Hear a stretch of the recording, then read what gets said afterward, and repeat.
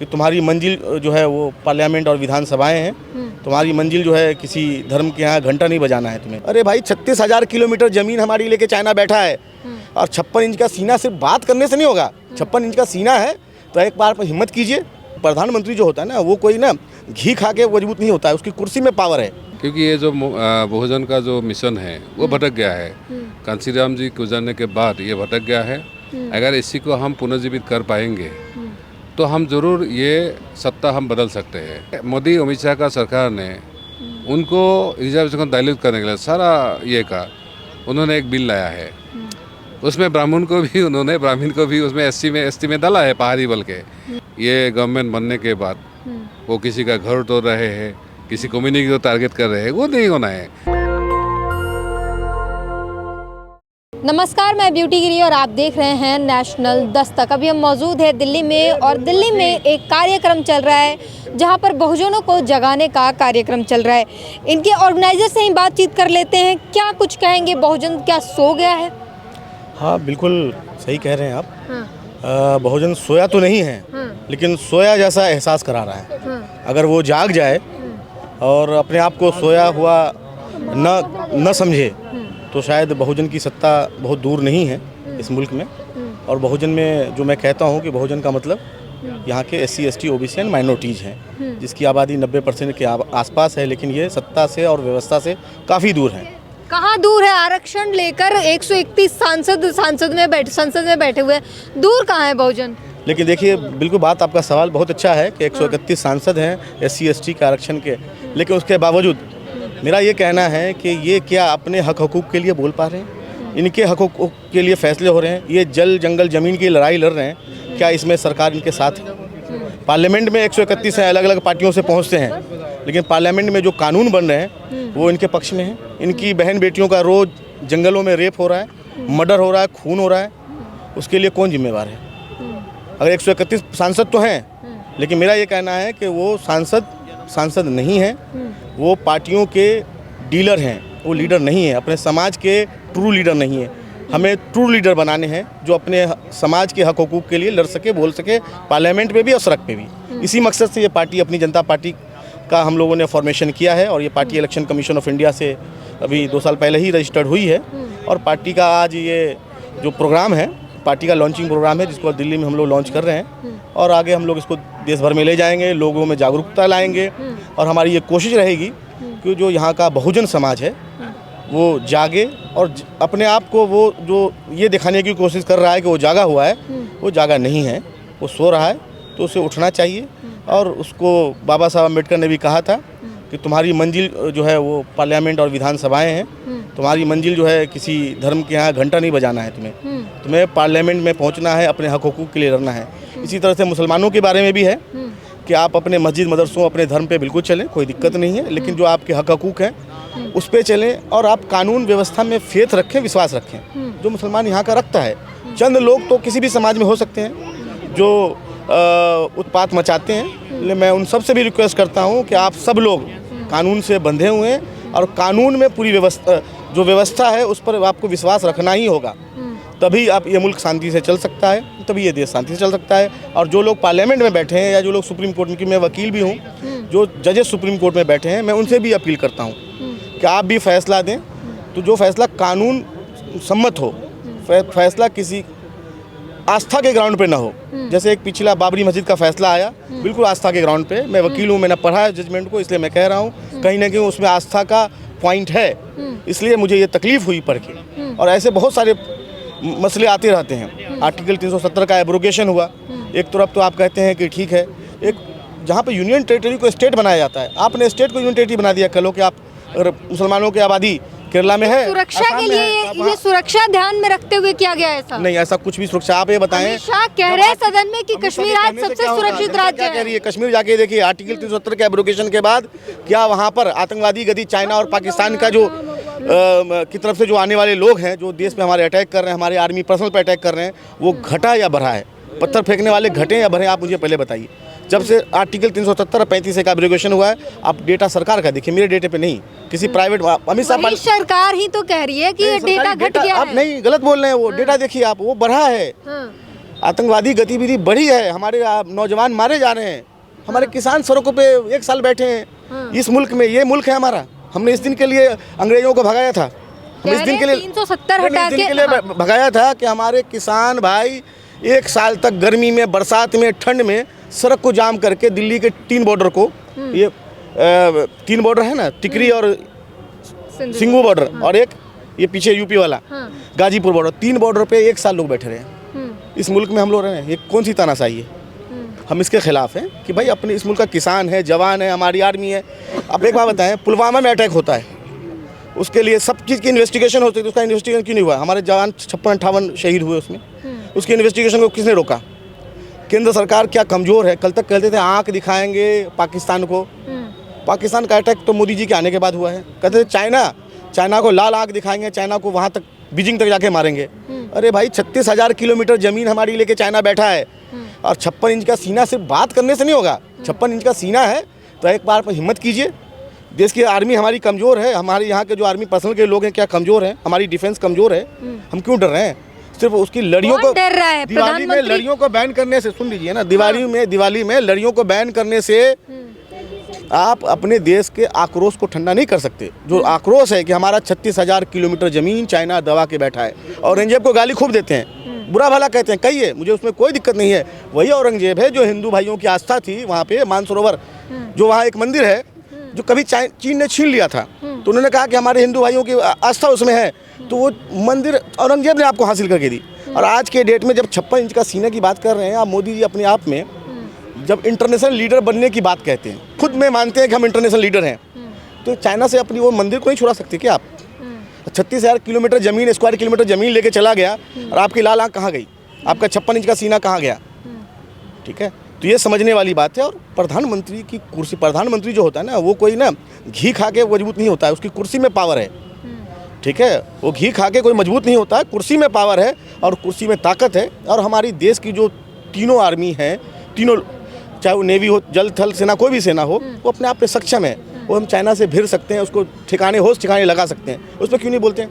Parliament में एक parliamentary क्यों बोलेगा? सेना को मजबूत करने का काम, बुलेट प्रूफ जैकेट के काम मोदी सरकार में हुए हैं। सेना मजबूत हुए, तो फिर जब मजबूत हुई तो इसका मतलब कमजोर तो हम हुए नहीं। हम मजबूत हुए, अभी की बात को मैं बड़ी करूं तो मजबूत हुए, तो फिर डरे क्यों? पाकिस्तान से क्यों डरे हुए? कहाँ डरे हुए? पाकिस्तान डर रहा है मोदी से। हमारे हम सर्जिकल, इंदिरा गांधी ने सर्जिकल अटैक स्ट्राइक जो है दिन के उजाले में किया, आप अंधेरे में कर रहे हो।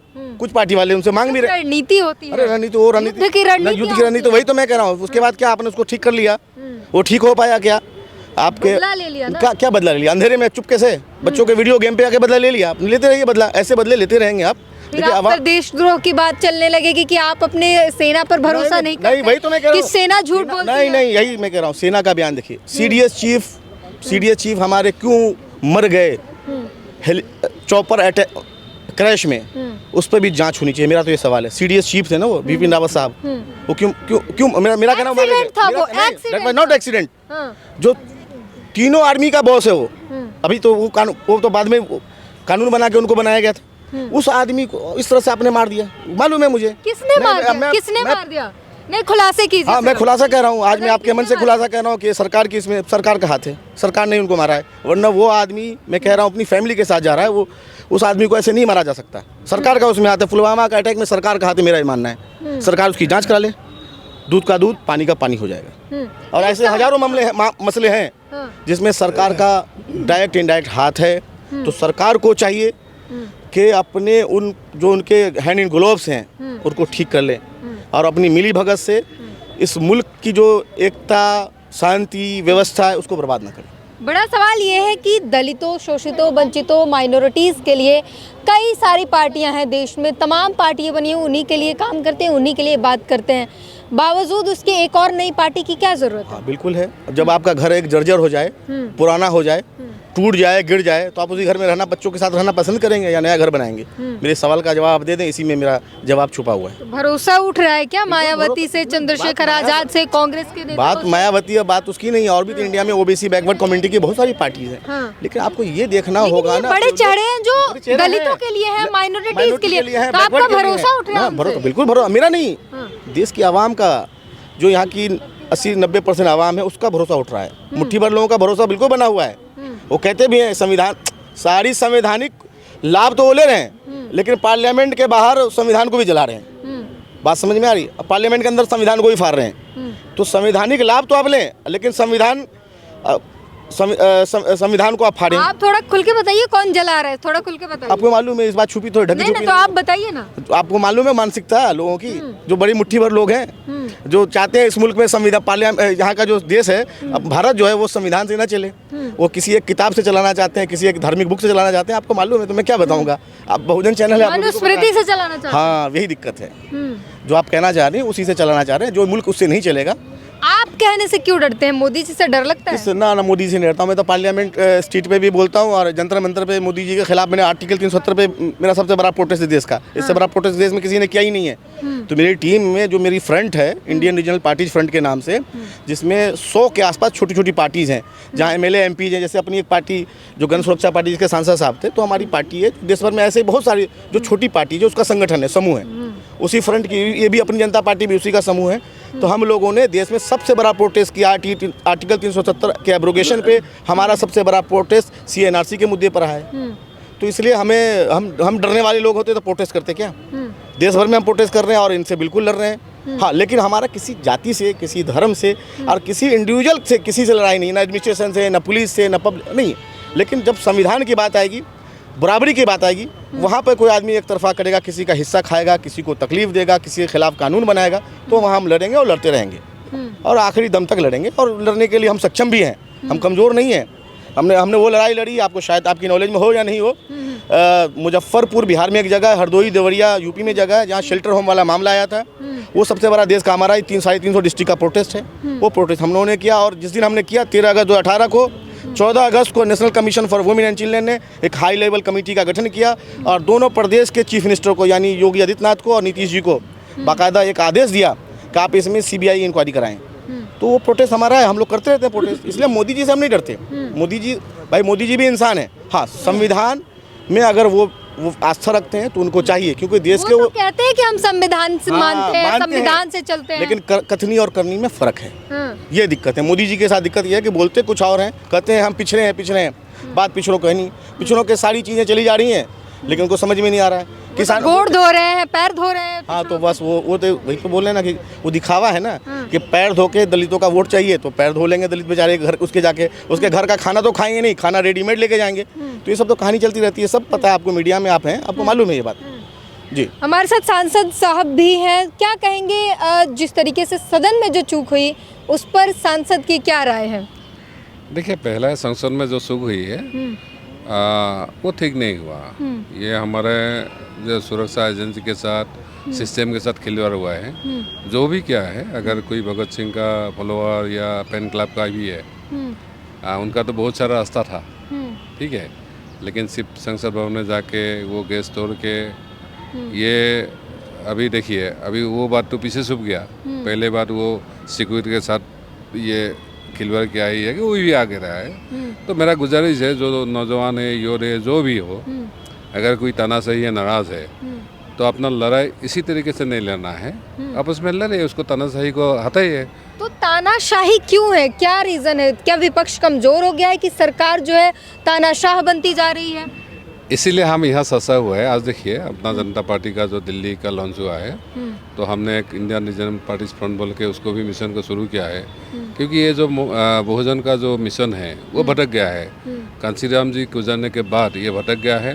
अगर इसी को हम पुनर्जीवित कर पाएंगे तो हम ज़रूर ये सत्ता हम बदल सकते हैं, क्योंकि सत्ता ही सब कुछ है।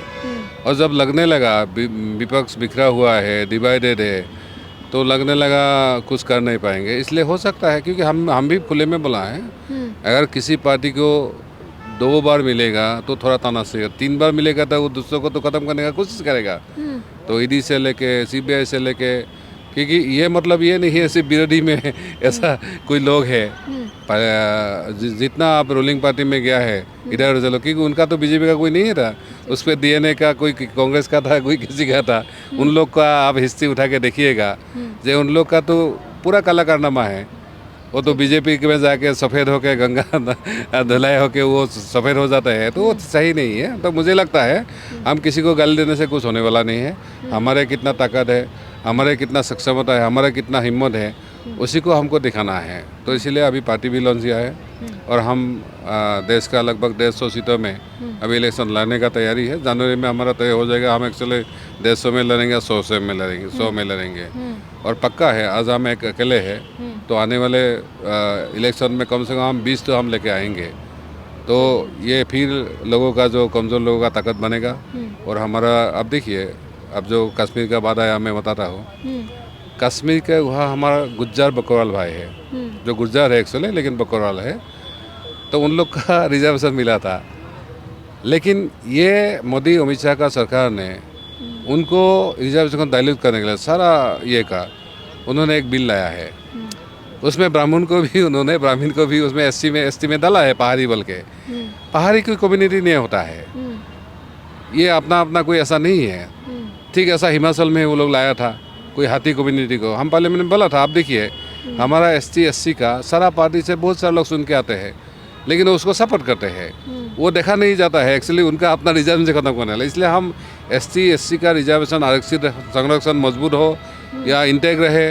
दूसरा हमारा माइनॉरिटीज़ हो, OBC हो, उसको जो रिजर्वेशन चाहिए, सिर्फ खाने पीने में नहीं है। आपको पॉलिटिकल रिजर्वेशन का बात कर रहा हूँ, हम नौकरी का रिजर्वेशन, सब कुछ होना चाहिए। तो हम भी चाहते हैं देश में शांति हो, सुख खुशहाली हो। अभी देखिए ये गवर्नमेंट बनने के बाद वो किसी का घर तोड़ रहे हैं, किसी कम्युनिटी को टारगेट कर रहे हैं, वो नहीं होना है।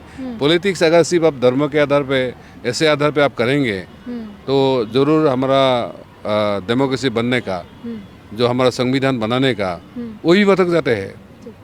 तो बहुत बड़ी बात कही कि पॉलिटिक्स जो है धर्म के आधार पर नहीं होनी चाहिए, और इसी को लेकर लगातार बहुजनों को जगाने का काम किया जा रहा है। उनके लिए शोषित वंचित जो वर्ग है, उनके लिए तमाम लगातार कदम उठाए जा रहे हैं और कार्यक्रम किए जा रहे हैं। पूरी बातचीत पर अपनी प्रतिक्रिया ज़रूर दीजिए। कैमरामैन तौहीद के साथ ब्यूटी गिरी, नेशनल दस्तक। नेशनल दस्तक की आपसे गुजारिश है कि अगर इसको बचाना चाहते हैं तो नेशनल दस्तक को सब्सक्राइब करने के लिए रेड कलर के सब्सक्राइब बटन को दबाएं, फिर बेल आइकन की घंटी दबाएं। नेशनल दस्तक को बचाने के लिए बहुत जरूरी है कि हर खबर को शेयर करें, लाइक करें, कमेंट जरूर करें।